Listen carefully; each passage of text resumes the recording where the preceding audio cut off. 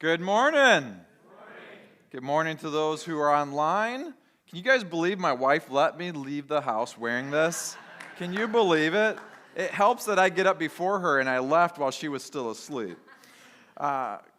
This morning we're going to continue our series talking about Jesus' life in reverse. And I want to start off by asking you guys, how many of you guys like a surprise? You like a surprise. I mean, we're not talking about like a bad surprise. We're talking about like a good surprise. You know, not like a bad surprise, like a jump scare. How many of you guys like jump scares? No, nobody wants a jump scare. A few years ago, one of our drummers was coming into the building, and me and Jason happened to see that they were on their way in, so we thought it would be hilarious to scare them. And so Jason stood at the front door to greet them, to disarm them, to open the door while I hid underneath the table next to the door. And when they came in, I jumped out, and they did the baby shake. Like, they got so scared, turned pale like eggnog, and I don't think they've come through that same door since then. So, anytime you're coming through the front door, just know there's possibility I could be under the table. They say that the best prize is a surprise. In the movie A Christmas Story, Ralphie thinks and wants nothing but a what? Red Ryder BB gun. And he gets through his Christmas morning. He's gotten all the gifts that he thinks he's getting that morning, including the pink bunny suit. And he's disappointed, right? And he feels like, I didn't get the one thing I really want. And then all of a sudden his dad's like, hey, what's behind the desk over there? And so he goes back there, and there's a package that's wrapped in green and red, and he opens it, and what is it? It's the Red Ryder BB gun. And he's like, wow. He's like more excited than his dad is about the turkey, which is saying a lot, because the dad's pretty excited about that turkey, if you remember the movie. And that whole moment changed Christmas for him, the surprise. When my kids were little, they wanted a Nintendo Wii. That was when they first came out. They were hard to find. We had a very tight budget at the time, and so I told them, don't get your hopes up, but that's all they wanted for Christmas was a Nintendo Wii. And so they went behind my back and they asked Santa. Yes.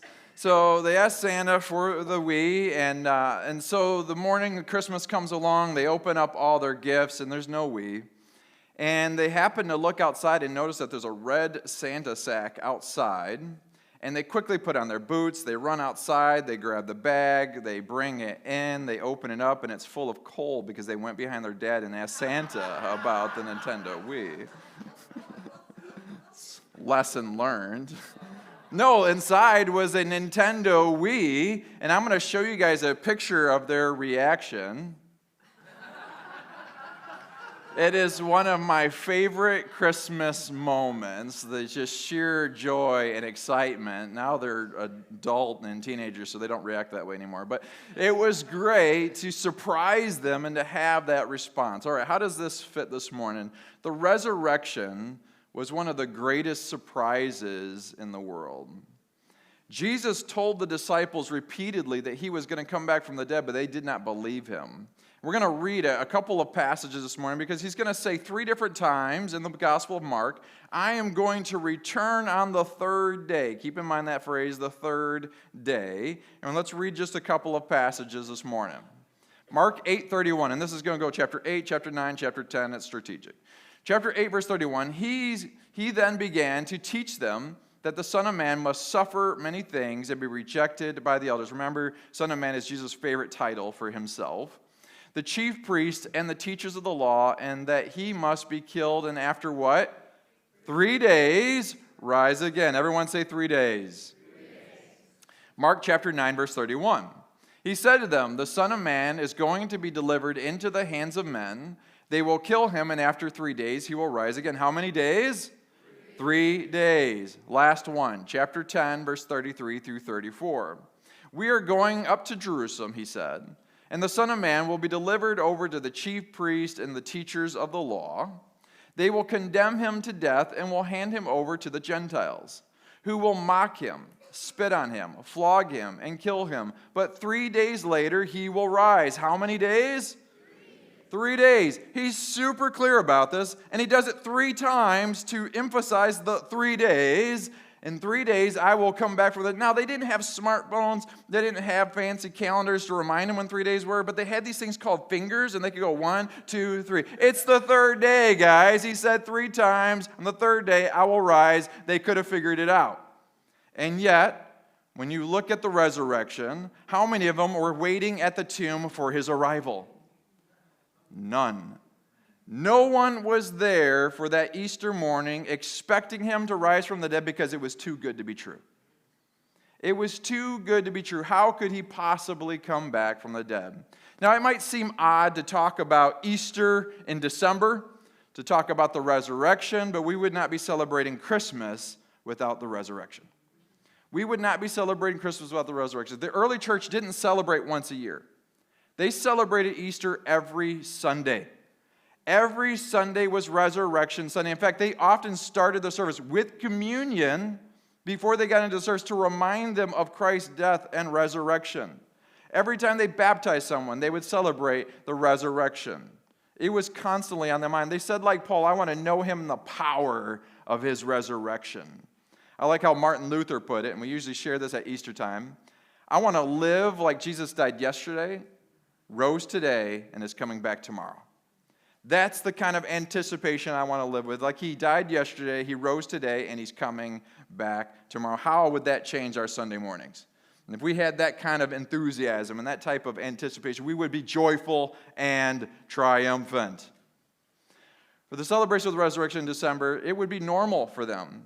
Let's look at the initial response to the first Easter. This is the ladies in Matthew chapter 28, verse 8. It says, so the women hurried away from the tomb, afraid, everyone say afraid, yet filled with joy. They're filled with joy and ran to tell his disciples. Notice the phrase, filled with joy. This December, we are in a series titled Joyful and Triumph. How many of you guys could use some more joy? How many could use some more triumph? Yeah. Yes, we want it. We want joy. We want triumph. We're looking at the life of Jesus in reverse. First, we looked at the ascension last week. If you didn't hear that one, please go back and watch it online. It was great. And this morning, we're going to talk about the resurrection. You should have received a Christmas duck on your way in. Did everybody get a Christmas duck? All right, hold it up for me real quick. Hold up. There you go. Get your Christmas duck. I want you to think about a duck for a moment. So we're going to put a picture up on the screen here. Isn't that cute? Aww. On the surface, they look joyful and triumphant. They look calm and serene. But notice underneath, those little web feet are just a-paddling, keeping them afloat. If we're going to be joyful and triumphant, we need to realize it's not about how we look on the outside. I could put on this Santa suit. I could put a smile on my face. I can greet everyone, Merry Christmas, but be dying inside. To not truly be joyful and triumphant. And too many Christians do where they just fake it till they make it. They just pretend. But that's not what God desires for. God doesn't desire you to just look like Christmas. He desires your heart to be transformed by Christmas. And if we're going to do that, we're going to have to fight to be joyful and triumphant. It's not going to be about what's happening on the outside. It's going to be what's happening on the inside. I want you guys to clap if one of these Christmas things kind of gets on your nerves or frustrates you. Tangled Christmas lights. Elf on the shelf. Credit card bills. The temperature outside. There's a reason why we say the weather outside is frightful. Christmas songs everywhere you go. Even at church. I mean, how many times can you listen to Mommy Kiss Santa? It's just a terrible song. I don't want to hear that song. Maybe you feel like this family. I'm going to show you a picture. Maybe you feel like this family. If you can see, it says exhausted, excited, expected, and then Emily. I really want to know the story there. You know, what's going on with Emily? According to the resurrection, we can all be joyful and triumphant because of at least 3 things. There's 3 things that we can be joyful and triumphant about. And the first one is he still moves the stone.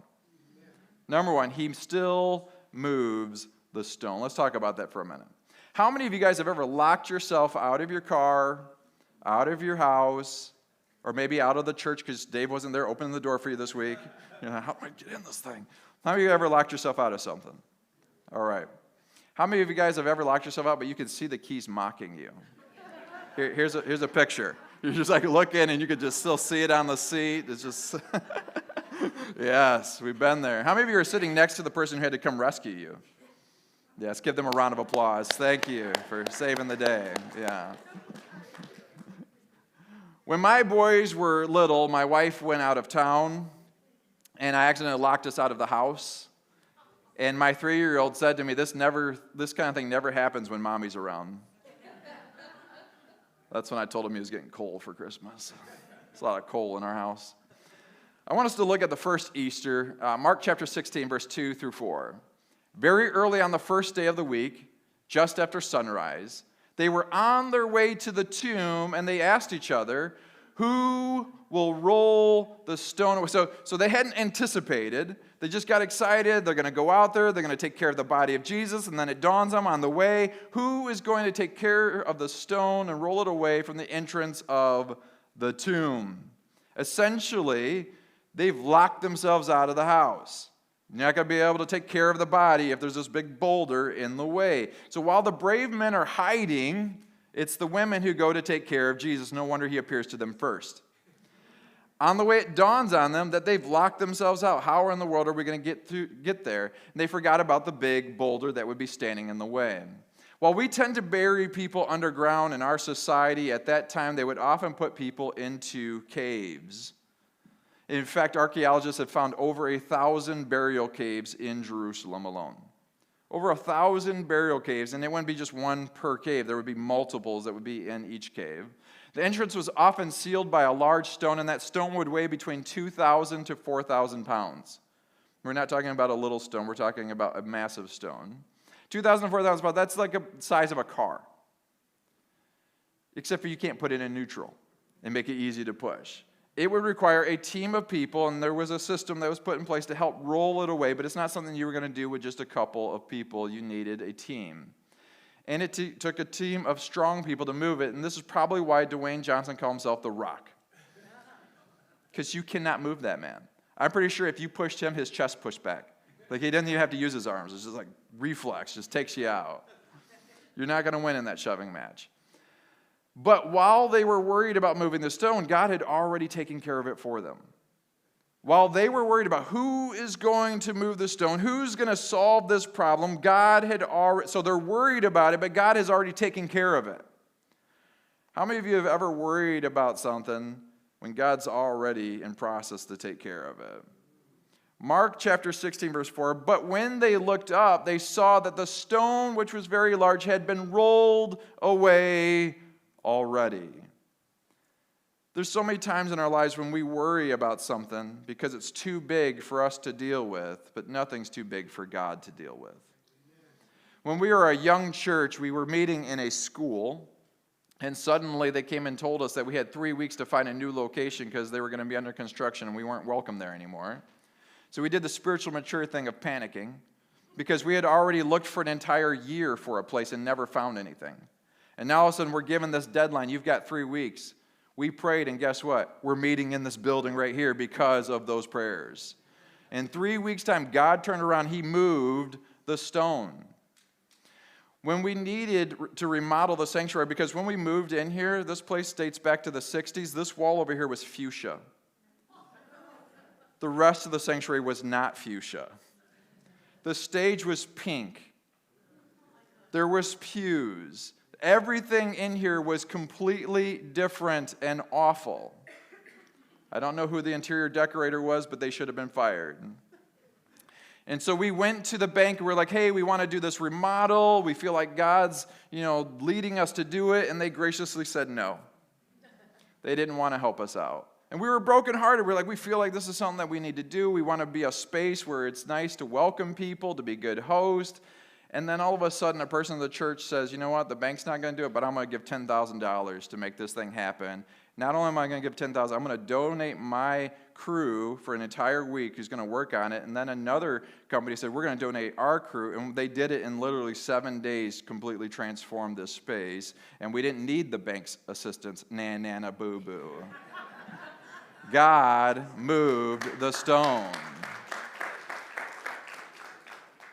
The resurrection is this reminder that there are going to be obstacles in your way that are going to be too big for you to deal with, but God can move the stone. He can turn the impossible into the inevitable. Nope into hope. We don't typically get excited when something's empty. How many of you guys have ever run out of gas and got super excited about it? And you're like, you know what, I'm going to put on some pastels and do a happy dance. Nobody. You know, have you ever had a craving for ice cream and you go into the freezer and some yahoo left the container but there's no ice cream actually in it? You know what I'm talking about? It's like it's there, but it's like, why did you, there's like a drop still in here. Why is this in here? You know, no one wants to make that a national holiday. Let's celebrate every year, the year that this empty tomb, or empty cup. Have you ever gone into the bathroom and then there was a roll of empty toilet paper? Or worse, a sheet of toilet paper on the roll. Here's a picture. I bet you didn't want to write a song about it. Have you ever swiped your card at the store, going to buy your groceries, only to find out your account's empty? And they're like, declined. And there's always a long line behind you when it happens. Declined. And then you do the thing like, I don't know how this happened. It's because you spent your money. That's how it happened. There's no mystery. It's because you spent it. It is gone. But no one gets excited about that. We don't typically get excited when something's empty. No kid wakes up Christmas morning and is like, oh man, I hope all those gifts under there are empty. Now, there are some kids who would prefer to play with the empty box than whatever was in that box, but that's because kids are weird. But the empty tomb is different. If the tomb is empty, then our joy should be full. If the tomb is empty, then our joy should be full because it means Jesus conquered the grave. Number 2, it is finished doesn't have to mean it is final.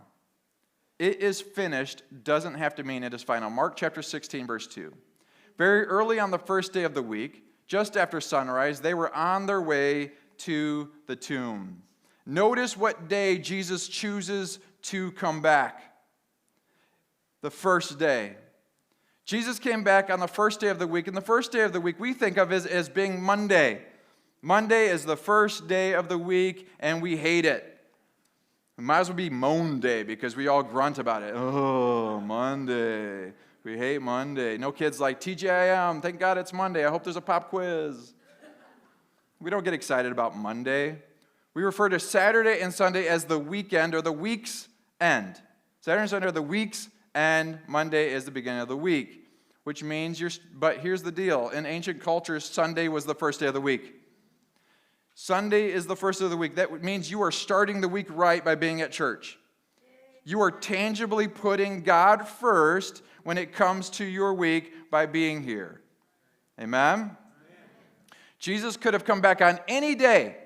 He could have chosen any day to come back, but he strategically chooses Sunday, the very first day of the week. What takes place in Genesis on the very first day of the week? Genesis chapter 1, verse 2 through 3. Now the earth was formless and empty.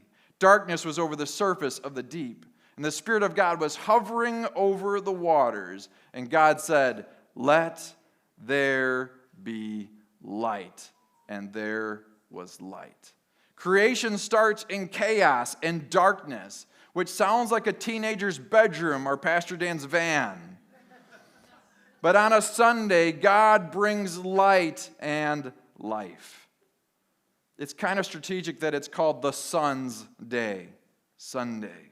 Jesus' resurrection on a Sunday was God's way of saying, I am doing a new creation. I am once again saying, let there be light in the midst of darkness. If you read the Gospel of John, there are 7 miracles or 7 signs. Jesus' resurrection is the 8th of those miracles, or 8th sign, meaning it's a new week. It's a new creation. It's the start of something brand new. We are standing in the midst of God saying, let there be light in the midst of chaos and darkness. It is estimated that at Christmas time, people will buy 150 million sets of lights in our country. If a UFO is going to attack, it's going to be at Christmas time. That's when our planet is most noticeable. The Rockefeller Christmas tree in New York is decorated with 50,000 LED lights. 50,000, that's 5 miles worth of lights. It's a lot of lights. The dog woke me up the other day. We have a Labradoodle. She's 70 pounds. She thinks she's a lap dog. She woke me up at 5 in the morning the other day because she needed to go potty. And so she's barking, and I get up and I walk out, and the hallway lights on, and the living room lights on, and the kitchen lights on. All the lights in the house are on, and the back door is sitting open. And immediately I think someone has broken into our house, so I go and I check on the TV. And then I go check on each of my family members. You got to do it in order of priority because the kids will move out someday, but the TV's forever.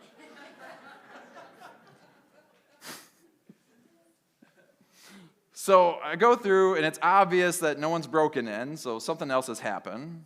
And so a little later on, I'm talking to my youngest, and I said, hey, all the lights are on. He says, yeah, the dog woke me up at like 4 in the morning, and I don't like the dark, so I turn all the lights on. So he let the dog out, turned all the lights on, and left the door open. So here's the thing. A for effort, absolutely. We live at a time where there's a lot of darkness. Christmas time isn't something that a lot of people become joyful and triumphant over. Christmas is often a reminder of who's not around the tree this year. Who's not at the table, what struggles we're going through financially. There's often a lot of depression and anxiety, and it's difficult coming into the holiday season.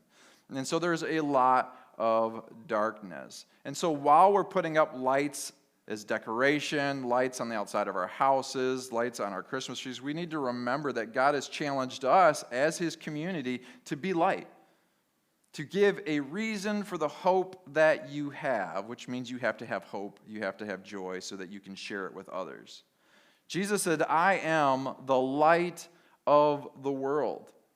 But then He turned around and He says, you are the light of the world. Because you are an extension of me, you are my followers, you are to be a light in this dark world. And it's not easy being a light in the world these days. It's not easy to be hopeful amongst so much negativity. Anybody heard anything negative recently? It is everywhere. It's hard to be hopeful in that context. It's hard to be peace in the midst of tension. Anyone felt any tension these days? It's everywhere. To be joy amongst so much depression and anxiety. To be truth amongst so much political spin. The longer you are in the dark, the more your eyes adjust to it. The more you are in the dark, the more your eyes adjust to it. And pretty soon, it's the light that hurts. Just watch the reaction of a teenager when you flip their lights off and the lights on in the morning, when they're like dead asleep and you flip the light on. It's time to get up. Hiss! There's like a guttural reaction to it. It's like, so I always carry holy water when I wake them up. Gotta get that out of you right away. And it's not like we're all moral light switches, like we're 100% light or 100% dark. We're more like dimmer switches. All of us are capable of having a dark moment or a shadow side. And the holidays that are supposed to bring us joy sometimes bring us sadness and frustration and heartache. And like Jesus, we need to fight to be the light. To be like there was this little girl recently, she was on social media, and her parents were trying to do a prank where they wrapped a banana and gave it to her, and they thought she was going to have this horrible reaction, and she opened it, she's like, oh, thank you so much. And she was genuinely excited about the banana. That's the type of attitude that we should have, is where we are grateful for the things that we have, and we have joy because Jesus has triumphed. Amen? Jesus' resurrection redefines the way we look at life. We don't put a period where life has put a comma. We don't put a period where life has put a comma. Some of us have felt that sting of forever when the divorce is final. When the minister says ashes to ashes and dust to dust and you say your final goodbyes. When HR hands you that final check. When the doctor says there's no longer anything that we can do on your behalf. When the judge drops the gavel and issues the sentence. I want us to look at the moment of Christ's crucifixion to feel the weight of this. Luke 23, 44 through 46. It says, by this time it was about noon, and darkness fell across the whole land until 3 o'clock. The light from the sun was gone, and suddenly the curtain in the sanctuary of the temple was torn down the middle. Then Jesus shouted, Father, I entrust my spirit into your hands. And with those words, he, and everyone say this with me, breathed his last. He breathed his last. Think about that. We always see the cross through the lens of the resurrection, but that's not how his disciples saw it. Imagine being his mom standing at the cross and watching as your son breathes his last. There's a reason why the disciples weren't waiting on the third day, because they didn't expect him to breathe again. They thought he had breathed his last. No parent should watch as their child dies. Where's God in the midst of this? It's hard for us to feel the weight because we know how things turn out, but we need to imagine what they felt. For Jesus' followers, hope died with him. It felt like forever. But the resurrection shows us that it is finished doesn't have to mean it is final. That the story isn't over. The story doesn't end with the cross.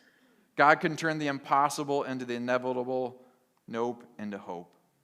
It's important for us to be joyful and triumphant because this world desperately needs joy and hope.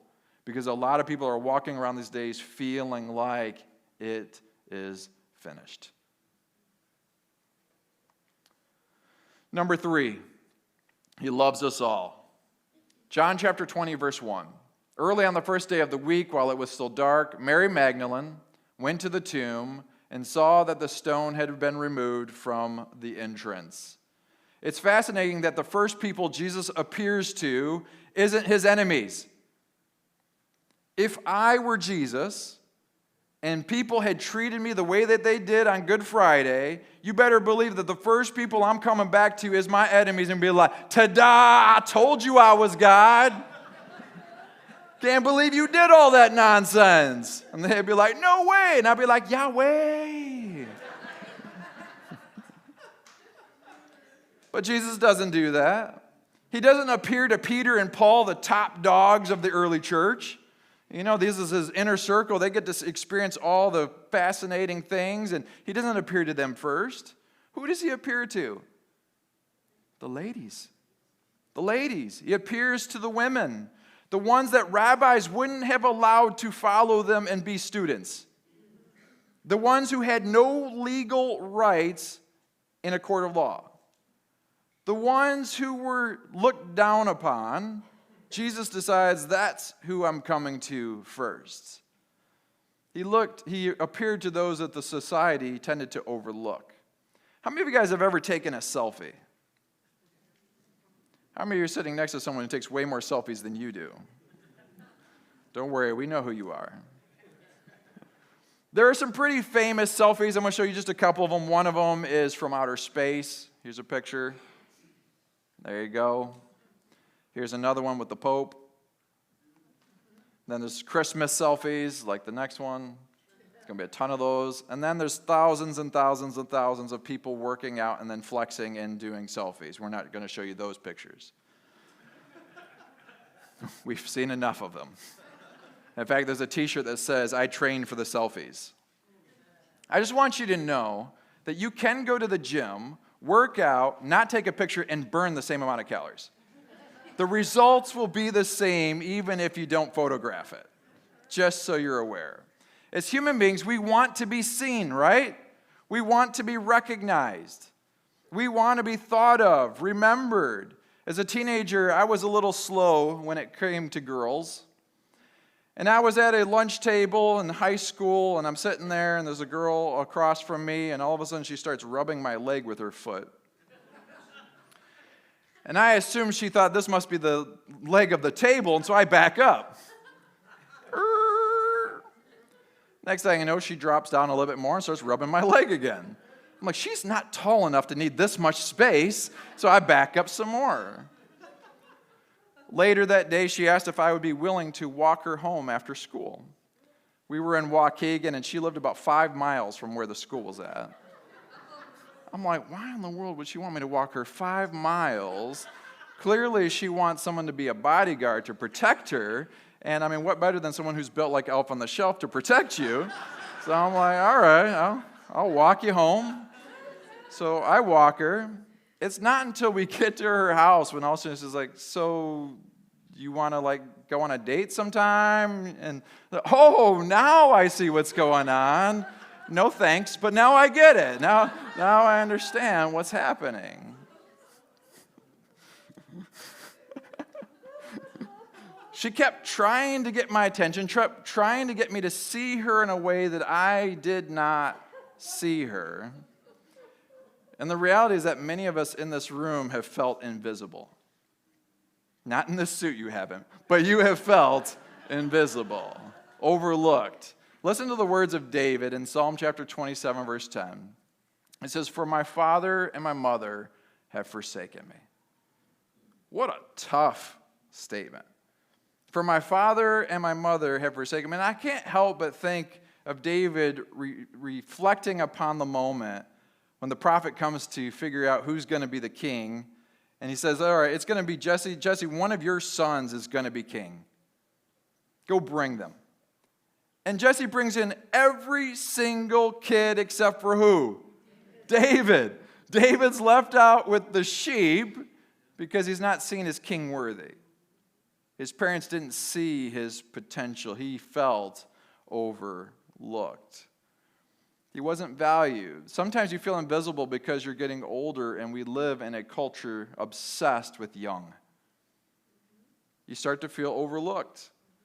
You feel like people don't value you anymore. You try to say things like drip and your kids roll their eyes. Dad, you're not allowed to say that. It's on fleek. No one says fleek anymore, Dad. You used to have so much swag, but now it's gone. Dad, no one says swag anymore. You're embarrassing me. I just want you guys to know that it is my mission to embarrass my children. It is my parental right. In fact, one of my kids asked me to take him to Best Buy last night, so I had on my Santa, like, you think this is bad? I have a Santa tracksuit, and I wore it to Best Buy, and he's like, so we need to pick up this thing. I went around the whole store. I knew where it was at. We went around the whole store getting this thing for him. I was like, I'm showing out.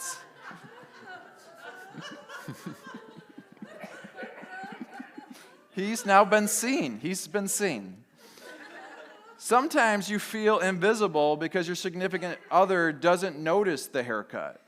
They don't notice the nails. They don't notice the things that you've done. Now, they notice the credit card bill. They have no problem noticing that. In fact, you're pretty convinced that they would notice if George Washington went missing before they noticed that you went missing. They're like, where's that George Washington? I read a book not too long ago. It's called Wonder. And it's about a 5th grade boy named Augie who's severely deformed. And we watch as his heart is broken as the school that he's in, they like dart their eyes away from him. They don't know how to act around him. They don't want to be touched by him. They whisper when they think he doesn't notice. And later on, he makes this statement that I think is poignant. He says, I think there should be a rule that everyone in the world should get a standing ovation at some point in their life. That everyone should be acknowledged and seen at some point and validated to see how significant they are. Everyone wants to be validated. No one wants to be the kid who sits alone at lunch or picked last at recess or not invited to lunch at work. People can't remember your name. You feel like grandma who just got ran over by the reindeer. We want to be seen. And my favorite nickname for God in Scripture came from a servant girl who felt overlooked, and she referred to God as Elroy, the God who sees me. God is Elroy, the God who sees, even though society doesn't see me, everyone else overlooks me, God sees me. While your boss might look the other way, your spouse might not notice, God notices. Out of all the people Jesus could appear to, he appears to the women. An older couple is walking along the beach. They find a genie. He says, you get 2 wishes. So the lady says, I'm tired of struggling and being paycheck to paycheck. I just want to know what it's like to be rich. I want to be Jay-Z rich. Poof, she's rich. 60 years old, and she's rich. So he looks over at the guy and says, what is it that you want? He looks at the genie, and he looks at his wife. He looks at the genie, and he looks at his wife. He says, we've been married for a long time. He says, what I would really like is I would like to be married to someone 40 years younger than me. And instantaneously, he's 100 years old. Serves him right. The value of a woman is not her age. It's not her sex appeal. It's not her financial status. Her value is that she's a daughter of God, created in God's image. There are 2 different types of people when it comes to Christmas trees. There are the type that want the Hallmark Christmas tree. How many of you guys like the Hallmark Christmas tree? You want it to look nice. Couple hands. Then there's others who want the homemade-looking Christmas tree. How many of you guys like the homemade-looking Christmas tree? There's some people that didn't raise their hands, so maybe you guys don't do Christmas trees? Is that what I'm getting? It's like, I'm a little confused. Me personally, I like to I want it to be color coordinated. I want that hot pine bling. There's going to be some gold, some silver, a little red. But then one of my kids will come to me and they're like, Dad, look at what I made at school. And there will be that, either the Sunday school ornament or the one they made at school, and then I've got to pretend like I'm really excited about it. I'm really excited about it. And it's like, oh, that's so great. Dad has the perfect spot for it. Back of the tree. To protect it, of course, so no one can get to it. Amen. Ornaments are a lot like family. I had a friend who would actually, every year, she would pick out ornaments for her kids, and whatever they were into that year, she would go ahead and get an ornament to represent them on the tree. And one year, one of her sons had actually gone to jail for a little bit, so she got handcuffs, and she put it on the tree. It wasn't appreciated by the kid. But we're a lot like ornaments, and the ornaments represent our story. And each of us are very different. Our stories are different. But we act as if God only puts the bright and shiny ones on the front of the tree. And the rest of us who are an embarrassment, we get put to the back of the tree. And he's like, all right, you can be on my tree, but I'm not going to put a lot of attention into it. And he hides us. But unlike me, when it comes to the Christmas tree, God is attracted to the broken. If you read the Christmas story, at every turn, God is attracted to the broken. This is the reason why when God told people about the birth of his son, who does he show up to first? Shepherds. He goes to the shepherds first. Think about that. Shepherds are at the bottom of society. They don't bring any gifts. He shows up to the shepherds before priests, before prophets, and before Mary and Joseph's extended family. Shepherds. When we had our first son, my wife was in labor for 26 hours, which means family members were waiting for 26 hours to meet our first son. Imagine if I ran out and told the janitor first. That's what it was like telling the shepherds. He went to the shepherds first because he wanted everyone to know that Christmas is for everybody, even the people who look least like Christmas. Christmas is for everybody. The resurrection reminds us as well that Christmas is for everybody. He shows up to the women first, the people that everyone else looked down upon. We should be joyful and triumphant because of the resurrection means. He still moves the stone. It's finished doesn't mean it's final. And he loves us all, even the marginalized. Amen? I want to wrap up with two points here. One, how many of you guys have a Christmas wish list? How many of you sitting next to someone you wish they had a Christmas wish list because they're so hard to shop for? Yeah, a few hands. Yeah, absolutely. According to Christmas songs, these people want the following things on their wish list. Mariah Carey wanted, "All I Want for Christmas Is You." I find it confusing that earlier in the song she says, "I don't want much for Christmas." And then she says, "All I want for Christmas is you." What does that do for your self-esteem? I don't want much, but I want you. Never going to listen to that song the same. Alvin and the Chipmunks, what do they want? "I want a plane that loops the loop. I still want a hula hoop." Do you know that they are worth $300 million? They could afford more than a hula hoop. Like maybe voice lessons? That would go a long ways. Does that sound like chipmunks? And then there's the anonymous kid that all he wants for Christmas is his 2 front teeth. "It seems so long since I could say Sister Susie sitting on a thistle. All I want for Christmas is my 2 front teeth." I think he has mistaken Santa for the tooth fairy. While we think a lot about our own wish list, there's a wish list that we don't think about, and it's God's. What is God's wish list this holiday season? And if we could see it, I guarantee every one of our names would be on it. 2 Peter chapter 3, verse 9. "The Lord is not slow in keeping his promise, as some understand slowness. Instead, he is patient with you, not wanting anyone to perish, but everyone to come to repentance, or everyone to have eternal life." God loves you. God wants us to be full of joy because Jesus is triumphant. And he wants us to experience that triumph through Christ. We see it in the ascension, and we see it in the resurrection. All right. We have some exciting news. Since moving into this building, we have renovated every square inch except for the bathrooms. The bathrooms are like going back into the 1960s. You're like out here and you're like, "This is amazing. Oh, what's going on in here?" This January, we are going to update and expand the bathrooms, and we're going to remodel the flooring in the lobby area. Thank you, Kyle. Someone that appreciates new bathrooms. Now, I'm going to have some more details as the weeks go on, but I can tell you they are going to be joyful and triumphant. These are going to be some nice bathrooms. In fact, some people are going to be like, "I don't want to hear Pastor Dan out there. I want to sit in here and hear Pastor Dan." So we're going to put speakers in. No, okay, we're not going to do that. But they are going to be nice.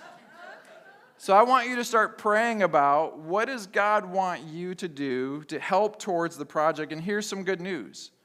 We have an anonymous donor that will match dollar for dollar. So if you give $100, that's $200. If you give $1,000, that's $2,000. If you give $10,000, that's $20,000 towards the project because it will be matched dollar for dollar. Now, if you decide you don't want to give anything, there will be a porta potty at the back of the lot that will be the new designated bathroom. So the challenge is to give something, even if it's $1. Don't impulsively be like, "Oh, that's so cool." Yeah, I'm not doing that. Pray about it. Actually ask God. And here's the thing. Jason said at the beginning of this month, he says, "I feel like God is asking us to do extra." You remember that challenge? And I wouldn't normally tell the story I'm about to tell, but I'm going to tell it as a motivation. Me and my wife were at a restaurant recently. And the waitress came in, and it was obvious she was frazzled. She was having a hard time. And so me being a big-hearted person, I'm trying to figure out what's wrong. And she found out that her car was going to have a bunch of repairs that were going to have to be done. And this is the holidays. She didn't have a lot of money. And so afterwards, I look at my wife, and I was like, "I want to give $100 as a tip for her." The meal was like $20. And my wife says, "We don't have it." And I was like, "I feel like we need to do it anyways." And she's like, "Yes, do it." So we do the extra, we write the $100, and we give it to her. Okay, I'm sharing that to say there's times where you have to give that you're not necessarily giving out of overflow, you're giving out of sacrifice. You're giving it because of something that's important. Here's the deal, bathrooms are important. Not only for you, but for guests. Guests need a good bathroom, and so we're going to remodel, so we want you to be praying about it, all right?